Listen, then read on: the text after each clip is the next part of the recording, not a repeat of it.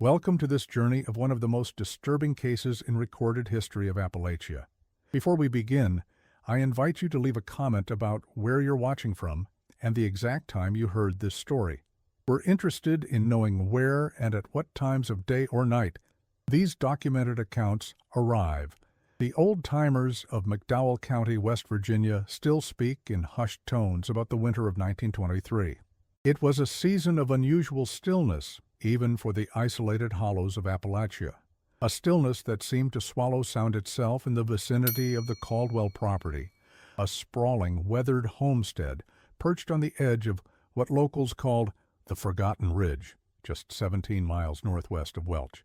The disappearance of the Caldwell brothers, Elias and Thomas, might have remained just another whispered tale among the countless mysteries of these mountains, had it not been for what happened in the summer of 1962, when a geology student from Marshall University stumbled upon something that should have remained buried in the dense undergrowth of time and collective silence. What follows is a meticulous reconstruction of events spanning 4 decades, pieced together from county records, personal correspondence, newspaper archives, and interviews with those who still remember.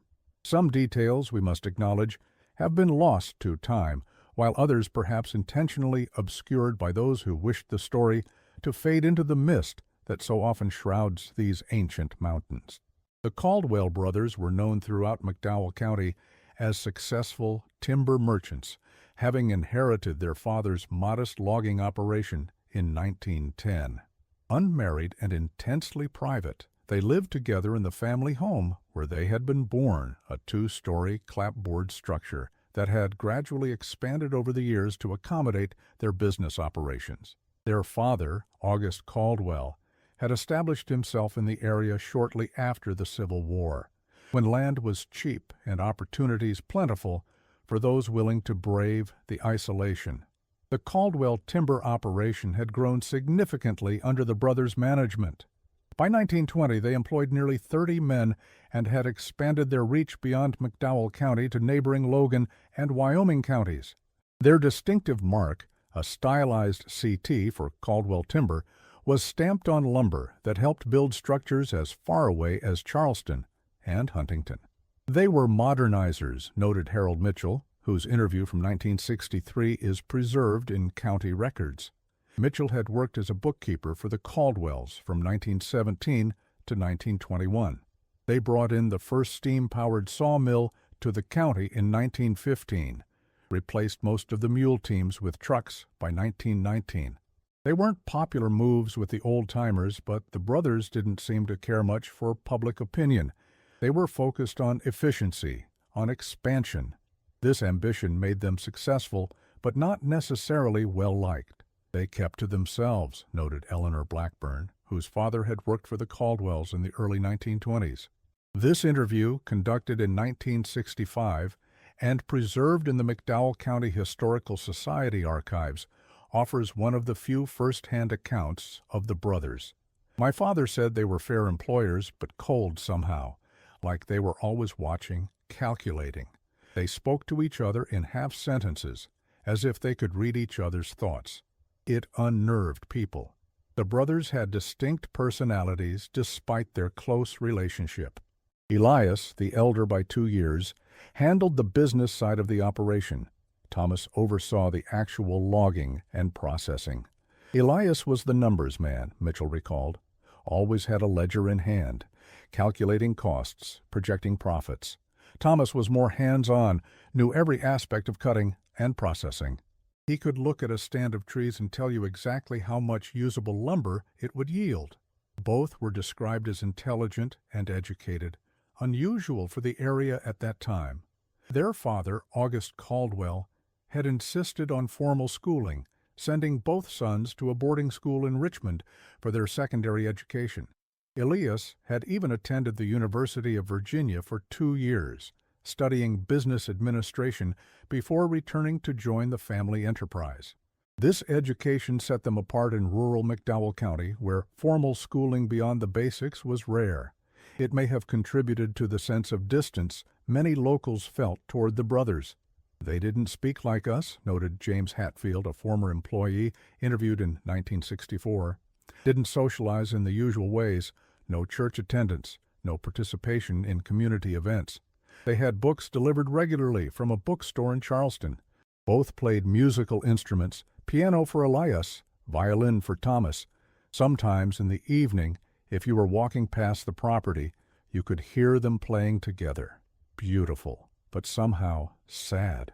The winter of 1923 had been particularly harsh in the mountains. Heavy snowfalls had isolated many of the more remote properties for weeks at a time. According to meteorological records from the period, January of that year saw over 6 feet of snow in some parts of McDowell County. It was against this backdrop of white isolation that the Caldwell brothers vanished. The official report filed by Sheriff Martin Davis on February 17, 1923, states that the brothers were reported missing by Vernon Holcomb, their foreman, after neither had been seen for nearly 2 weeks. Holcomb had delayed reporting their absence, assuming they had traveled to Charleston on business, as they occasionally did. It was only when mail began to pile up and a scheduled timber delivery was missed that concerns were raised. The property showed no signs of forced entry or struggle, the sheriff's report continues. Personal effects appeared undisturbed. 2 empty dinner plates were found on the kitchen table. The brothers' automobile remained in the carriage house. The most recent entry in the business ledger, dated January 30, 1923, indicated a planned meeting with a J.H., presumed to be James Hargrove, a business associate from Huntington. When questioned, Hargrove confirmed he had been scheduled to meet the Caldwells on February 2nd, but had received a telegram on January 31st canceling the appointment.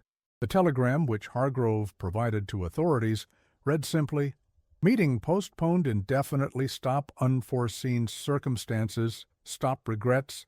Stop Caldwell Timber." The telegraph operator in Welch confirmed the message had been sent from their office, paid for in cash, though he couldn't recall who had sent it.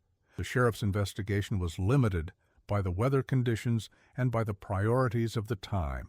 McDowell County, like much of Appalachia, operated with a certain independence from formal law enforcement.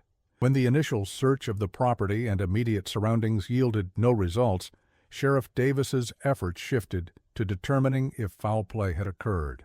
Interviews with business associates and employees reveal no obvious enemies or threats, the sheriff noted in his follow-up report, dated February 25th. The Caldwell operation, while successful, had not expanded at the expense of competitors.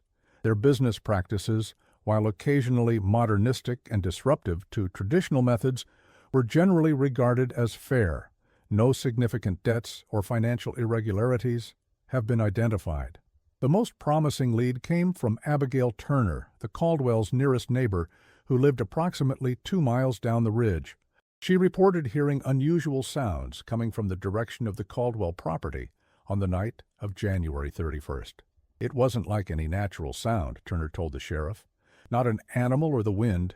It was like metal, dragging on stone, but with a rhythm to it, almost musical but wrong somehow. It came and went for hours, always from the same direction. I'd never heard anything like it before, and it chilled me to the bone. By morning, it had stopped. I thought about checking on them, but the snow was too deep, and to be honest, I didn't want to know what had made that sound. Sheriff Davis noted this testimony, but ultimately dismissed it as the imagination of an elderly woman living alone in an isolated area during a winter storm. No further investigation of the sound was conducted. The search for the Caldwell brothers was cursory at best. The prevailing theory, as noted in Sheriff Davis's report, was that the brothers had left voluntarily, perhaps to escape mounting debts. A subsequent examination of their financial records, however, revealed the business to be solvent, even prosperous. The case was never officially closed, but was effectively abandoned by spring when the demands of living took precedence over the mystery of the missing brothers. Life in McDowell County continued. The Caldwell property sat empty for a time, then was purchased in 1925 by the Allegheny Coal Company, which stripped the timber but never developed the land further. The house itself slowly succumbed to the elements, becoming another skeletal remnant of abandoned ambition dotting the Appalachian landscape. The story of the Caldwell brothers became just another whispered tale, a curiosity occasionally mentioned on cold winter nights. Until 1962, Martin Shelby, a 22-year-old geology student from Marshall University, had been conducting survey work in McDowell County as part of his master's thesis on coal seam formations. On June 15th, while taking core samples approximately half a mile from the old Caldwell property, Shelby discovered what he initially believed to be an abandoned mine shaft. The opening was small, partially concealed by vegetation, Shelby wrote in his field notes, later submitted to the county sheriff. I initially assumed it was an exploratory shaft from early coal prospecting. Using my flashlight, I observed that the tunnel extended horizontally into the hillside for approximately 15 feet, before opening into what appeared to be a larger chamber. Curious about the formation, I entered. What Shelby discovered in that chamber would resurrect the long-forgotten case of the Caldwell brothers and reveal a darkness that had lain hidden for nearly 40 years. The chamber, roughly 12 feet in diameter and 7 feet high, had clearly been excavated by human hands. The wall showed marks from picks and other tools, but it was the contents of the chamber that caused Shelby to abandon his research and make his way, shaken, to the sheriff's office in Welch. 2 sets of human remains lay side by side on crude wooden platforms. They were partially mummified, preserved by the dry, constant temperature of the cave. Beside each body was a small tin box, and on the wall, barely visible in the beam of Shelby's flashlight, someone had scratched a simple message: "We remain as one." Sheriff Lawrence Matney, who had been in office only 6 months when Shelby stumbled into his station, would later describe the young geologist as white as a sheet and unable to form complete sentences. Once Shelby had calmed sufficiently to explain his discovery, Matney assembled a team to investigate the site. The location of the cave was significant, just outside the boundary of what had been Caldwell property, on land that had never been developed or thoroughly explored. It was situated in a small ravine, hidden by thick underbrush and accessible only by a narrow game trail that wound along the ridge. Even knowing its location, Matney's team had difficulty finding the entrance again. "It's as if the mountain itself was trying to keep this secret," Deputy Frank Reynolds wrote in his personal notes, later donated to the County Historical Society. "We passed by the entrance twice before Shelby identified it. The opening is positioned in such a way that it's nearly invisible unless you're standing directly in front of it, and even then, it looks like nothing more than a shadow on the rock face." Photography from the sheriff's investigation shows the chamber exactly as Shelby described it. The remains, 2 adult males, were positioned with care, arms crossed over their chests. Each tin box contained personal effects: a pocket watch, a folding knife, a ring, and a small notebook. The notebooks would later prove crucial in unraveling the mystery, though their contents raised as many questions as they answered. Dr. Harold Fenimore, the county medical examiner who was called to the scene, initially estimated the remains to be at least 20 years old, possibly more. His preliminary report noted, "Both subjects appear to be male, middle-aged. No obvious signs of trauma visible on initial examination. Preservation is remarkable, given the environment. Further laboratory analysis required for determination of cause of death." It was Detective William Gardner who first made the connection to the long-missing Caldwell brothers. Having grown up in McDowell County, Gardner recalled the story from his childhood. A search of county records confirmed that no other pairs of adult brothers had been reported missing in the area during the relevant time frame. The tin boxes removed from the cave provided the first tangible link. The pocket watch found with one of the bodies bore an inscription, "To Thomas Caldwell, from Father, 1910. The rings were later identified by Eleanor Blackburn as matching those worn by the brothers, Thomas's with a distinctive square-cut emerald, Elias's a plain gold band with a small diamond. But it was the notebooks that offered the most disturbing insights into what had transpired during those snowy weeks in 1923. The notebooks were nearly identical, small, leather-bound journals with marbled end papers. One was labeled simply E and the other T in faded ink on the inside cover. Each contained entries spanning approximately 3 weeks, from January 30 to February 18, 1923. Well past the date they were last seen alive. The handwriting in both notebooks deteriorated noticeably over the course of the entries, becoming increasingly erratic and difficult to decipher. The content, too, became more fragmented and apparently delusional. The earliest entries were mundane, recording business matters and daily activities. The final entries bordered on unintelligible. From Thomas's journal, January 30th, 1923, E has received the papers from Charleston. All appears in order for the Hargrove contract. Weather worsening, may need to postpone if roads become impassable. From Elias's journal, same date. Shipment from Charleston arrived. T seems pleased with the terms. Snow continuing to fall. Sent Jackson home early as the pass may soon be blocked. By February 5th, a subtle shift had occurred in both journals. Thomas: snow has not relented. No visitors in 5 days. E seems unconcerned, absorbed in the quarterly projections. I find myself listening more intently to the house at night, the settling of old wood, the wind through the eaves. Something else, perhaps, though E insists it's merely the normal sounds of winter. Elias: T is growing restless with our isolation, complains of difficulty sleeping, says he hears things moving in the walls. I've explained it's merely mice seeking warmth, but he seems unconvinced. Perhaps some brandy before bed will settle his nerves. By February 10th, the entries had taken a markedly different tone. Thomas: the sound continues. E insists he doesn't hear it. How can he not? It has been constant now for 3 days. Coming from the root cellar, I'm certain. A scraping, dragging sound. Metal on stone. E refuses to acknowledge it. Says I'm becoming unwell. Perhaps I am. Elias: T deteriorating rapidly. Fixated on imagined noises. Refused food today. Spoke at length about our childhood home in Pennsylvania, though we have never lived outside of West Virginia. Concerned his mind is failing. No way to summon doctor in this weather. February 14th brought a turning point. Thomas: found scratches on the cellar floor, long parallel lines in the dirt, as if something heavy had been dragged across it. E finally came down to look. He heard it then, I could tell from his face. The sound started the moment we both stood there, like something responding to our presence. He won't speak of it, but he heard. He knows now. Elias: God help us. T was right. I heard it today.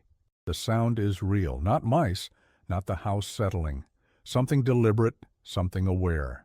We've checked every room, every crawl space. Nothing, yet the sound continues, moving through the walls as if following us. T suggests we leave, but the snow is still too deep. The automobile would never make it through the pass. February 16th saw increased desperation. Thomas: it's in the house now, no longer just the cellar.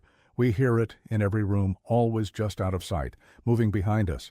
E tried to communicate with it last night. Knocked on the wall in a pattern. It responded, the same pattern, knocked back. Then variations, like it was learning, adapting. We haven't slept. Can't sleep. Elias: we've barricaded ourselves in the study. The sound is constant now. T believes it wants something from us. Retribution, perhaps. He's begun talking about father, about old sins coming due. I don't understand what he means. The pattern of sounds has become more complex. Almost like a language. T says he's beginning to understand it. I fear for his sanity, for mine. The final entries, dated February 18th, are perhaps the most disturbing. Thomas: we have made our decision. E finally hears it too. The sound, always the sound. Coming through the walls now. We understand what must be done. We will remain as one. Elias: the pact is made. T has prepared the cave. I have written to Jackson with instructions for the business, all earthly matters resolved. The noise will not follow us there. We will remain as one, forever silent. These final entries raised more questions than they answered. Who was Jackson? No employee by that name was listed in the Caldwell business records. What sound had so disturbed the brothers, and most crucially, what had driven them to their apparent suicide pact? Dr. Fenimore's full autopsy, completed in July 1962, confirmed that both men had died from ingestion of a potent combination of laudanum and strychnine, a painful death that would have induced violent muscle spasms before eventually stopping respiration. The poison was self-administered, judging by the cups found beside each body in the cave, remnants of which still contained traces of the fatal mixture. The case might have been closed then, a strange but ultimately explicable tragedy of two brothers driven to suicide by some shared delusion. But Detective Gardner remained troubled by inconsistencies in the narrative. "Something doesn't add up," he wrote in his case notes from August 1962. The brothers supposedly documented their deteriorating mental state, made preparations for their death, and then walked half a mile through heavy snow to die in a cave that would have taken considerable time to excavate. Yet there's no mention in either journal of digging the cave. When was this done, and by whom? Moreover, handwriting analysis conducted by the West Virginia State Police raised doubts about the authenticity of the later journal entries. While the earlier entries matched known samples of the brothers' handwriting from business correspondence, the final entries, particularly those from February 15th onward, showed subtle but significant differences. As one analyst noted, the later entries appear to be imitations of the brothers' handwriting, executed by someone attempting to mimic their style, but lacking the natural flow and pressure patterns. Most troubling was the discovery made when investigators returned to examine the cave more thoroughly in August 1962. Behind a loose section of rock wall at the back of the chamber, they found a smaller space containing mining tools, lanterns, and, most significantly, a third notebook. This notebook contained no name or identification. The handwriting matched neither brothers. Its entries spanned from December 1922 to February 1923 and told a very different story of the Caldwell brothers' final days. The unknown author described watching the Caldwell house, planning an approach. The writings were disjointed, often rambling about perceived slights and injustices dating back years. The author repeatedly referenced what they did to my father and the land that should have been ours. The first entry, dated December 3, 1922, set the tone for what followed. Reconnaissance completed. The house is as I remembered, though expanded considerably since my last visit. Their routine is predictable, typical of men who believe themselves masters of their domain. They have no idea what awaits them, no idea that justice approaches on silent feet. Subsequent entries detailed a methodical campaign of psychological warfare. December 15, 1922. The cave progresses well, 2 hours of work each day, while they are occupied with business matters. The location is perfect, close enough to access easily, far enough to remain undiscovered. It will serve its purpose when the time comes. December 30th, 1922. Tested the device today. The acoustics in their cellar are ideal. The sound travels through the old stone foundation, resonates through the wooden floors. They will hear it throughout the house, though they'll never find the source. The psychological effect should be profound, especially in the isolation of winter. January 20th, 1923. Heavy snow has fallen for a week. The roads are impassable. Their workers have all returned to town. They are alone now. Vulnerable. Tonight it begins. January 31st, 1923. First contact established. The younger one heard it immediately.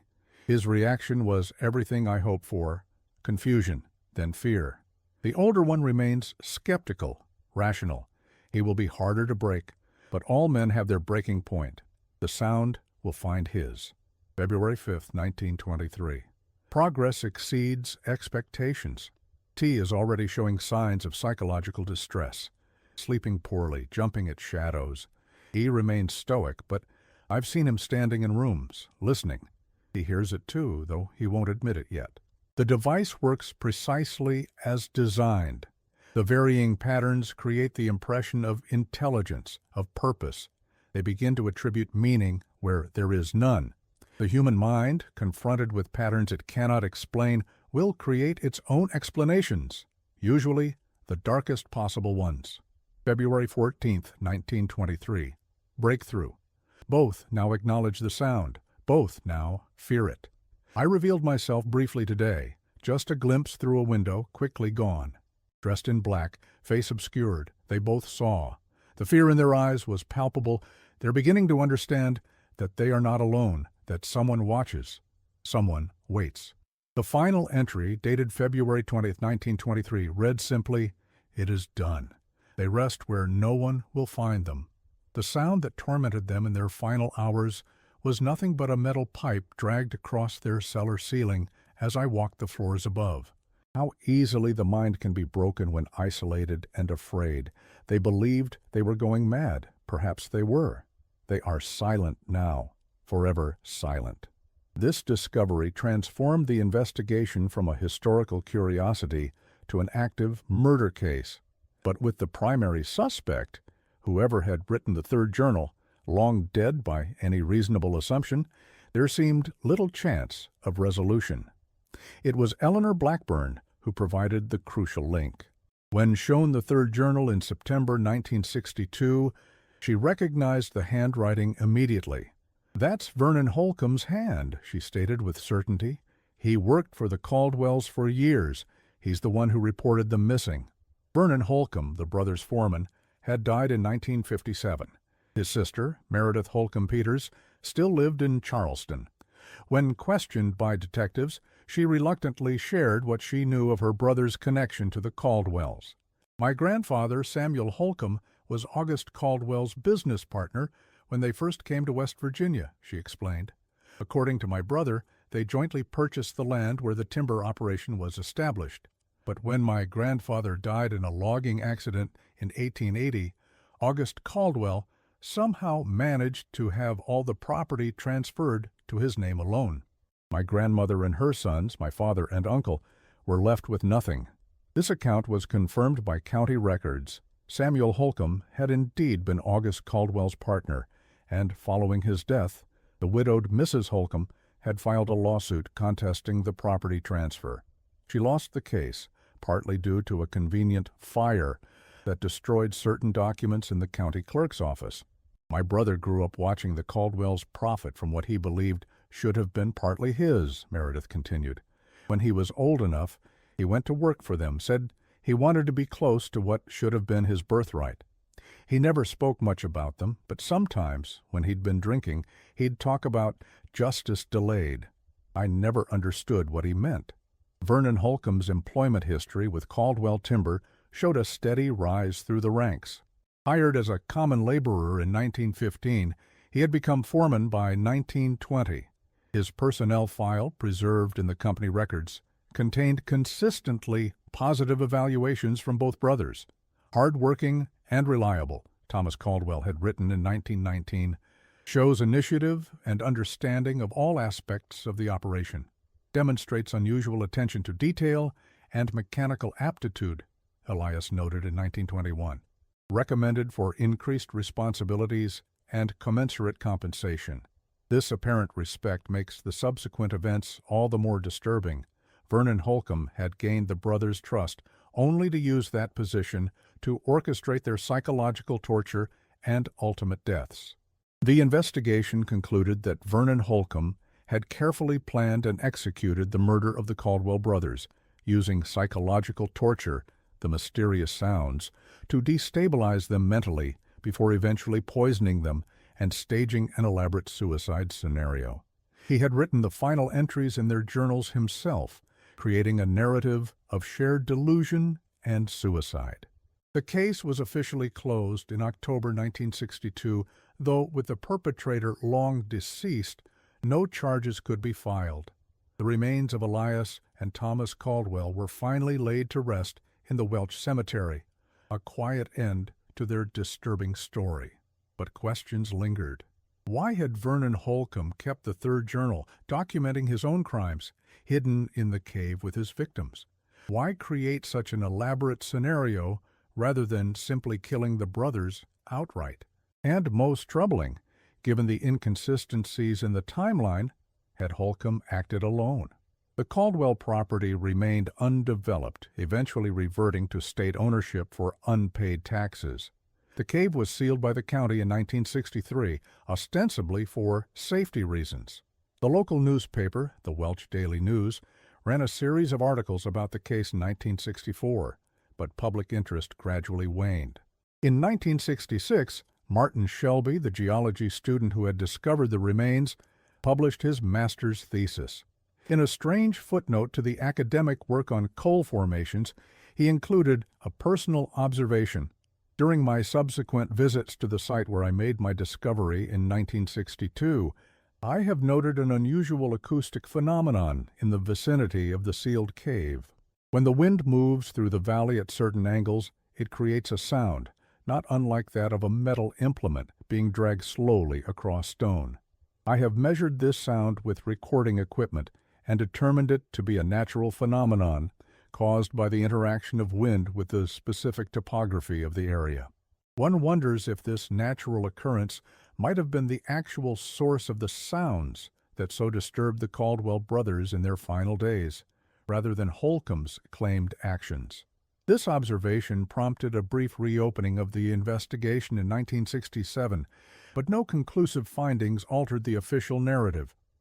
Intrigued by these recordings, Dr. Lawrence Pritchard, an acoustics expert from the university, conducted a detailed analysis in 1965. His findings, published in a small academic journal, suggested that the phenomenon Shelby recorded had unusual properties. The sound pattern contains regularities that are atypical of natural acoustic events, Pritchard wrote.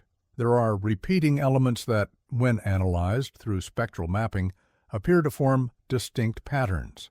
These patterns are more consistent with deliberately created sounds than random natural occurrences. Pritchard's paper attracted little attention outside academic circles, but in 1967 he received a strange package in the mail. It contained a small metal tube approximately 6 inches long with a series of precisely drilled holes along its length. An anonymous note explained that the tube, when dragged at a specific angle across certain types of stone, could produce sounds remarkably similar to those Shelby had recorded near the cave. "I found this among my aunt's possessions after her death," the note read. "She was a resident of McDowell County until 1957. I believe it may be relevant to your research." The note was unsigned. Pritchard confirmed that the tube, when used as described, produced sounds that matched the acoustic signature he had analyzed. He submitted the tube and note to the county sheriff's office, but by then, interest in the case had waned, and no further investigation was pursued. The tube eventually found its way into the collection of the State Museum in Charleston, cataloged simply as Appalachian Musical Instrument, Origin Unknown. It remains there to this day, occasionally drawing the attention of musicologists who note its unusual design, but can make little sense of its purpose. Eleanor Blackburn, interviewed one final time before her death in 1968, offered perhaps the most disturbing perspective on the case. Vernon Holcomb wasn't capable of that kind of elaborate scheme, she insisted. He was a simple man, prone to drink and quick to anger. But patient planning, psychological manipulation, that wasn't him. I've always wondered if he was protecting someone who might have had more reason to want revenge on the Caldwells. When pressed on who that might be, Blackburn would say only this: August Caldwell didn't just cheat Samuel Holcomb's widow out of her land. There were rumors, never proven, mind you, that the logging accident that killed Samuel wasn't entirely accidental.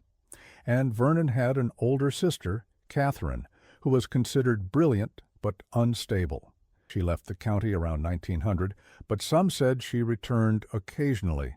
Vernon would disappear for days at a time, then come back with no explanation. People assumed he was on a bender, but maybe, just maybe, he was meeting with someone who never wanted to be seen. The detective's notes from this final interview include a scribbled comment, "Follow up on Catherine Holcomb?" But by then, the case had been deemed solved, the file closed, the principal actors all deceased. If Catherine Holcomb had played a role in the deaths of the Caldwell brothers, that truth remains buried, another secret held by the ancient mountains of Appalachia. In 1969, a fire in the county records office destroyed many of the original documents related to the Caldwell case. Some speculated the fire was deliberately set, though no evidence supported this theory. The geology department at Marshall University still holds copies of Shelby's field notes and recordings of the unusual acoustic phenomenon he documented. The Caldwell property sits empty to this day, overgrown and largely forgotten. Locals avoid the area, claiming it feels wrong somehow. Some report hearing strange metallic sounds when the wind blows from the north, though this can be explained by the acoustic anomaly Shelby documented. In 1975, the West Virginia Department of Natural Resources considered incorporating the land into a state forest, but abandoned the plan after survey teams reported equipment failures and unusual acoustic disturbances that made accurate measurements impossible. A more scientific explanation for these phenomena came from Dr. Elaine Westcott, a geologist who conducted extensive surveys of the area in 1977. Her findings, published in the Journal of Appalachian Studies, indicated that the region's particular combination of limestone caverns, coal seams, and surface topography created unusual electromagnetic fields that could affect sensitive equipment and potentially cause auditory hallucinations under certain conditions. The Caldwell property sits at the convergence of several geological formations that, in combination, create what might be termed an acoustic lens, Westcott wrote. Under specific atmospheric conditions, typically during temperature inversions common in winter months, ambient sounds can be amplified, distorted, and redirected in ways that seem unnatural or even impossible to those experiencing them. Westcott's research offered a rational explanation for some aspects of the Caldwell mystery, but raised troubling questions about others. If these acoustic phenomena were natural and predictable, might someone with knowledge of them have deliberately exploited them to torment the brothers? The metal tube discovered by Dr. Pritchard suggested precisely such a calculated approach. In 1980, a retired detective named James Harlow, who had been tangentially involved in the 1962 investigation, published a memoir titled 40 Years on the Force: Unsolved Mysteries of Appalachia. The chapter on the Caldwell case revealed a detail never before made public. Fingerprints found on the metal lanterns in the cave had never been matched to Vernon Holcomb or either Caldwell brother. "We sent the prints to the FBI," Harlow wrote, "but they matched no one in their records. They were clear prints, professionally lifted and preserved, not the sort of mistake rookie technicians would make. Whoever left those prints in that cave remains unidentified to this day." This revelation prompted true crime enthusiasts to petition for the case to be reopened using modern forensic techniques, but by then, most physical evidence had been lost or degraded beyond usefulness. The cave itself had been sealed and partially collapsed in a mining accident in 1972, making further archaeological investigation impossible. In 1982, renovations to an old boarding house in Charleston revealed a hidden space between walls. Inside was a collection of carefully preserved newspaper clippings about the Caldwell disappearance, along with detailed maps of the brothers' property and what appeared to be plans for an underground chamber matching the dimensions of the cave where they were found. Most disturbing of all was a slim volume bound in faded leather, its pages filled with meticulous notes on acoustic phenomena and their psychological effects. Experiments were documented, complete with observations of test subjects identified only by initials. The final entry, dated January 15, 1923, 2 weeks before the Caldwell brothers vanished, read simply, "Preparations complete. The sound will do its work." Records indicated the boarding house room had been occupied from 1926 to 1935 by a Miss C. Harper, believed by investigators to be Catherine Holcomb, using an alias. The discovery prompted a fresh review of the case, but with all principal suspects deceased and evidence compromised by time, no official conclusions were reached. Further research into Catherine Holcomb revealed a remarkable and disturbing background. Born in 1875, she had shown unusual intellectual aptitude from an early age. County school records indicate she consistently achieved the highest marks in her class, with particular talent in mathematics and natural sciences. Her teacher's notes describe her as brilliantly focused, but socially withdrawn, and possessing an unsettling intensity when pursuing subjects of interest. After her father's death in 1880, and the subsequent loss of the family's claim to the Caldwell-Holcomb timber operation, Catherine's education might have ended, as was common for young women in similar circumstances. Instead, historical records show she received sponsorship from an unnamed benefactor to attend the Staunton Female Seminary in Virginia from 1890 to 1893. From there, her path becomes more unusual. Immigration records show she traveled to Europe in 1894, where she remained for several years. A passport application from 1898 lists her occupation as research assistant and indicates extended stays in Vienna, Berlin, and Paris, cities at the forefront of emerging psychological and acoustic sciences. What exactly she studied during these years remains unclear, but when she returned to the United States in 1899, she briefly held a position at Johns Hopkins University, working with a researcher studying the effects of sound on human physiology and psychology. University employment records show she was dismissed after 6 months for pursuing unauthorized experimental protocols. This dismissal coincides with the first documented case of what would later be termed acoustic terror, an incident at a boarding house in Baltimore where 3 residents reported hearing strange sounds emanating from the walls for weeks before experiencing what doctors diagnosed as acute nervous collapse. All 3 residents described the sound similarly, like metal dragging across stone, sometimes forming patterns that seemed almost like language. The case was reported in medical journals of the time as an example of collective hysteria. Catherine Holcomb's whereabouts from 1900 to 1920 are largely unknown. Scattered records place her in various cities across the eastern United States, usually working as a private tutor or research assistant. Then, in 1920, a Catherine H. appears in the employee records of a small acoustical engineering firm in Pittsburgh, just as Vernon Holcomb began his rise to foreman at Caldwell Timber. The timing and connection are suggestive, but not conclusive. No direct evidence links Catherine Holcomb to the deaths of the Caldwell brothers. But the scattered historical breadcrumbs paint a disturbing picture. A brilliant woman, wronged by the Caldwell family who spent decades acquiring specialized knowledge that could be weaponized for psychological torture, who reappeared near her brother just as he gained the brothers' trust, and who vanished again after their deaths, only to resurface under an alias in Charleston, where she lived quietly until 1935. The boarding house materials were eventually transferred to the state archives, where they remain available to researchers, a tantalizing but ultimately inconclusive footnote to one of Appalachia's most enduring mysteries. In the decades since, the case has inspired numerous books, documentaries, and even a stage play that toured the regional theater circuit in the 1990s. The most recent examination came in 2018, when forensic psychologist Dr.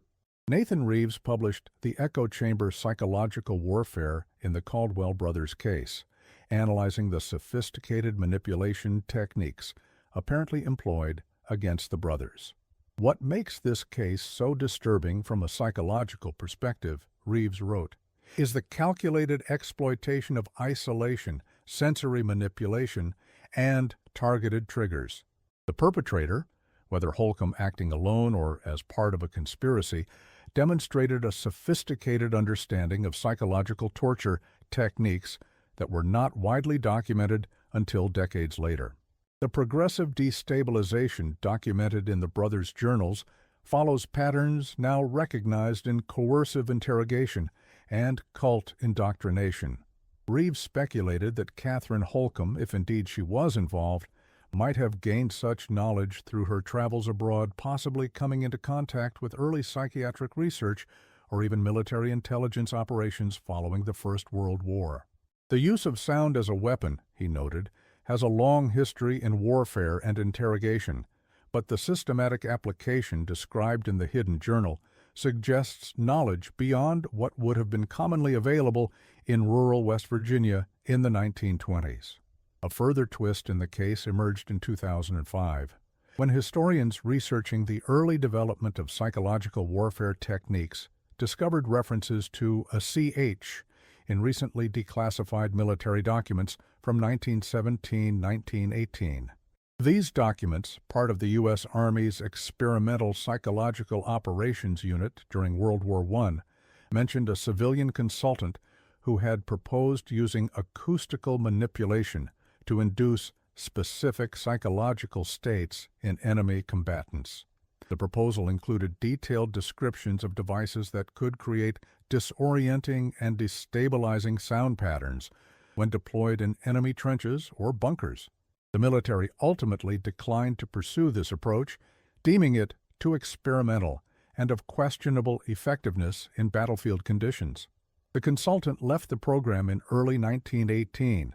While the documents do not definitively identify CH as Catherine Holcomb, the timing aligns with her known movements, and the expertise described matches her educational background. This connection to early psychological warfare research adds another disturbing dimension to the Caldwell case, suggesting that what happened in that isolated homestead in 1923 might have been, in essence, a field test of techniques developed for military application, a personal vendetta executed with clinical precision. The most recent development in the long cold case came in 2020, when a descendant of the Holcomb family donated a collection of letters to the State Historical Society. Among them was correspondence between Vernon and Catherine Holcomb, spanning from 1920 to 1925. Most of the letters were mundane family matters, but one dated December 12, 1922, contained a passage that has reignited interest in the case. Your package arrived safely. The device is ingenious, far more sophisticated than I imagined possible.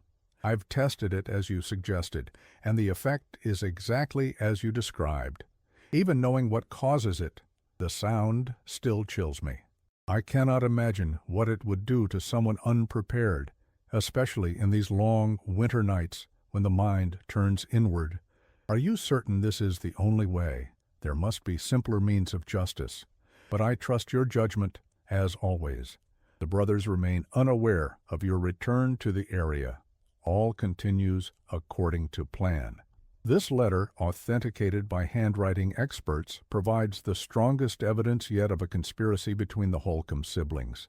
It suggests not only premeditation, but a level of psychological calculation that transforms the case from a simple revenge killing to something far more disturbing, a carefully orchestrated descent into madness designed by Catherine and executed with Vernon's assistance. Yet questions remain. What was the device Catherine sent to her brother? Was it the metal tube discovered by Dr. Pritchard years later? What plan were they following? And perhaps most troublingly, why document their crimes so meticulously, creating a hidden journal that would eventually expose their actions? Some researchers have suggested that the hidden journal itself was part of Catherine Holcomb's design, a final twist in a narrative she constructed, not merely to kill the Caldwell brothers, but to create a legacy, a story that would perpetuate itself through time. If so, her success is undeniable. Almost a century after the brothers vanished into that snowy winter, we are still unraveling the echoes of what happened in that isolated homestead on the Forgotten Ridge. The case of the Caldwell brothers stands as a testament to how justice and vengeance can become indistinguishable when buried by time and silence. In the isolated hollows of Appalachia, where family grudges could span generations and secrets were kept as stubbornly as the mountains themselves kept their coal, perhaps some mysteries are destined to remain partially obscured, like a half-glimpsed shape in the mountain fog. Those who still remember the case speak of it as a warning about the dangers of isolation, the corrosive power of hatred, and how easily the mind can be led astray when cut off from all but its own echoing thoughts. The sealed cave, the empty house, the graves in Welch Cemetery, all are quiet now. But in the right wind, some say, you can still hear a sound like metal dragging slowly across stone. A reminder, perhaps, that some debts never truly fade, and some silences never fully descend. In the words carved into the cave wall, now hidden behind tons of concrete and earth, we remain as one. The Caldwell brothers, in death if not in life, finally achieved the perfect silence they sought, a silence that, paradoxically, continues to speak volumes to those who know where to listen. As you drive through McDowell County today, you might pass the overgrown road that once led to the Caldwell property without noticing it. The local historical society occasionally receives inquiries about the case, mostly from true crime enthusiasts or graduate students researching Appalachian history. The official response is always the same. The case was solved in 1962. The responsible party is deceased. There is nothing more to tell. But the old-timers know better. They've seen how the snow seems to fall more heavily around the old property, how electronics malfunction when driven past the sealed cave entrance, how even the birds seem to avoid the area. These observations are dismissed as superstition by outsiders, but those who have lived their lives in the shadow of these ancient mountains understand that some places absorb the emotions that unfold within them. In 2022, exactly a century after the events that claimed the lives of the Caldwell brothers, a small brass plaque was installed at the Welch Cemetery beside their graves. It bears no elaborate epitaph, no summary of their lives or the circumstances of their deaths. It simply reads, Elias and Thomas Caldwell, 1879-1923 and 1881-1923. May they rest in the silence they sought.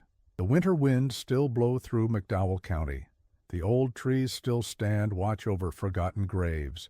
And somewhere, perhaps, Catherine Holcomb's final confession remains hidden, waiting for someone to uncover the complete truth of what happened during those snowy weeks in 1923. But some truths, like some sounds, are perhaps better left unheard.